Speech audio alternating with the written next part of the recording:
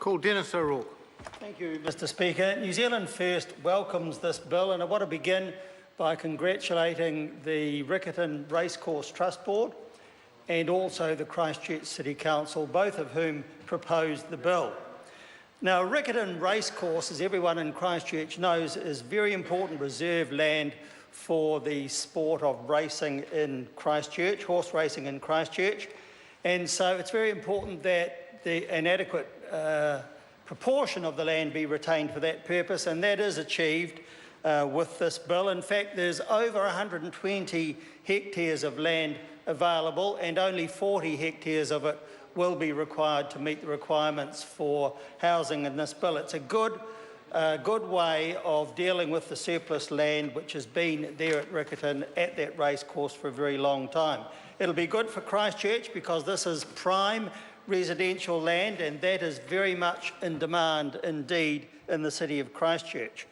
Mr Speaker, I'm also pleased with the provisions of the enabling bill, the key purpose of which is to increase the supply of affordable housing in Christchurch, and that's very much in line with New Zealand First policy. We want to see much more affordable housing in Christchurch and Auckland and many other parts of the country as well.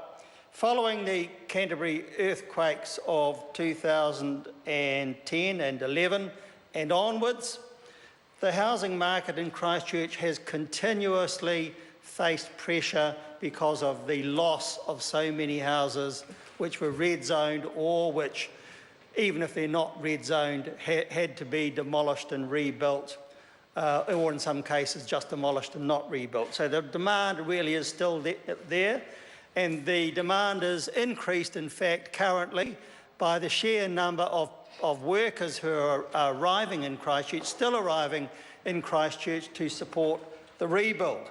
This proposal involves at least 600 new homes, and 30% of those, a minimum of 30%, will be affordable homes. So that's very welcome. I think we would have preferred in New Zealand First to see that minimum at 50% or even higher, but we wouldn't die in a ditch for that, and 30% is a very good proportion, and so we're pleased to support the bill.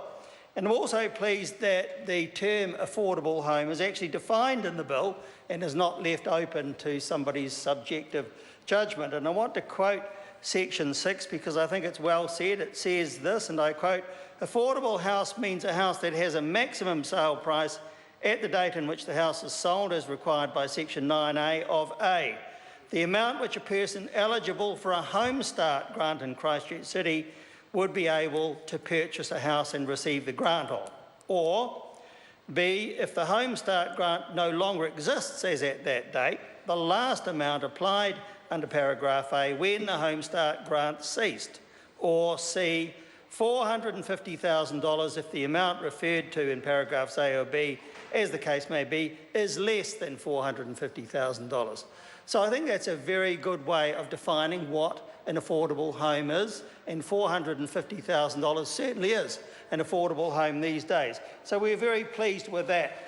And I also note that what the bill does is to require a development scheme to be submitted in accordance with specified minimum requirements for approval by the Minister.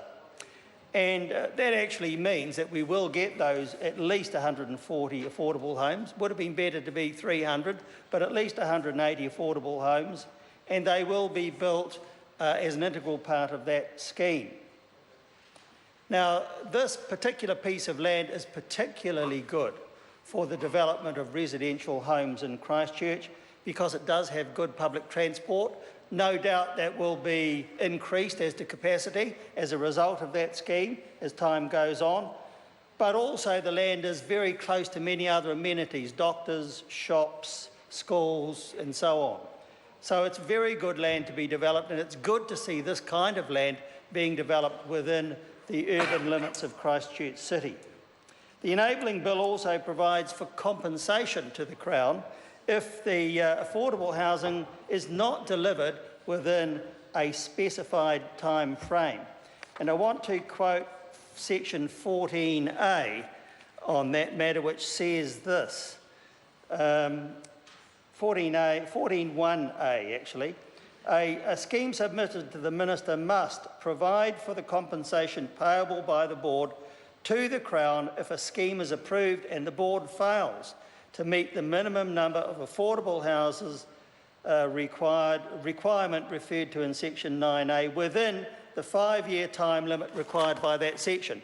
And then section 14B goes on to specify in some detail the amount that would be payable.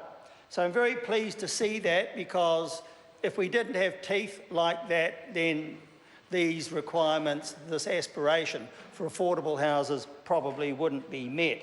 So, Mr. Speaker, I think that overall these two bills are well thought out, and in fact they would be a good template which others could consider for similar developments for reserve land elsewhere in New Zealand. And there must be a lot of reserve land in other parts of New Zealand which could be used for these purposes. So perhaps councils and other organisations need to look around and do what's been done here. I also want to commend the Local Government and Environment Select Committee, which has made some worthwhile changes, especially to Clause 8A, to ensure the protection of open space amenity values of the reserve land to be kept for those purposes. So what we're going to get is a racecourse, some open space land for people to enjoy, and also at least 600 new homes. So it's a pretty exciting project, and I think we're all looking very much towards it. I want to conclude, Mr. Speaker, by making some comments about Minister Smith's speech, which I thought was in part pretty silly, actually, because he said that Auckland could learn from Christchurch's housing recovery, and that would include this project. But of course, there are so many differences between what happened in Canterbury, in Christchurch, and what happened in Auckland, that there is actually no comparison. So that if the Minister thinks that in any way at all he could use this example as a means of solving Auckland's problems, then he really does need a reality check. The fact is that 16,600 people left Christchurch following the quakes. The population went down. That is now reversed, but it's still only 5,000 in each of the last 2 years. Now, at the same time, there were 45,000 net immigrants into New Zealand in the last year alone, of which 30,000 went to Auckland. And that resulted from the government's open-door, excessive immigration policy, which are one of the major causes of the Auckland housing market. So we have a minister who's really clutching at straws with this. His comments were inappropriate and rather silly. But as far as this bill goes, Mr. Speaker, New Zealand First is happy to support it. Mr. Speaker. Call Matt Ducey.